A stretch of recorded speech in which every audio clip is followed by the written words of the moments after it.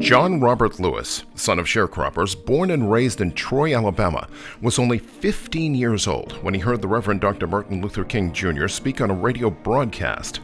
3 years later, he wrote a letter to Dr. King, and King replied, sending Lewis a bus ticket and an invitation to meet at King's headquarters in Montgomery. A young lawyer by the name of Fred Gray ushered me into the office of the church. I was so scared. I didn't know what to say or what to do. And Dr. King said, "Are you the boy from Troy?" And I said, "Dr. King, I'm John Robert Lewis." He gave my whole name, but he still called me the boy from Troy. Lewis's association with King grew. In 1963, Lewis, now head of the Student Nonviolent Coordinating Committee, also became one of the so-called Big Six organizers of the March on Washington. At 23, Lewis was the youngest speaker that day. The time will come when we will not confine our march into Washington.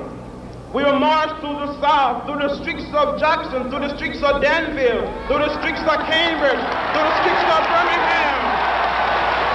An expansion of Lewis's nonviolent civil rights activism followed, peaking with the Selma to Montgomery marches and Bloody Sunday's nonviolent confrontation with police who beat praying demonstrators, including Lewis, who suffered a fractured skull that day.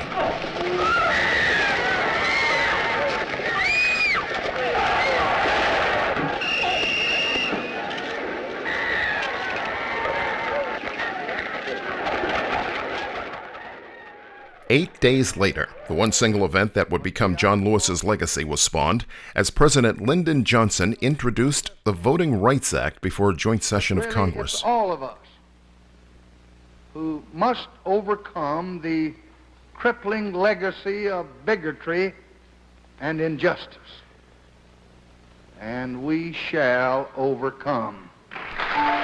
Its passage 17 months later became one of the most important elements of the civil rights struggle. Then, on June 25, 2013, the U.S. Supreme Court, deciding Shelby County v. Holder, ruled 5-4 to erase the so-called preclearance provision of the VRA. That provision required certain states with a history of voter suppression to be approved by federal mandate before making any changes to local voting laws. Lewis, who said he almost cried when he heard the decision, called it shocking and unbelievable. Predictably, many of those states, once managed by the VRA's preclearance, have since begun a campaign of odd and discriminatory practices aimed at voter suppression.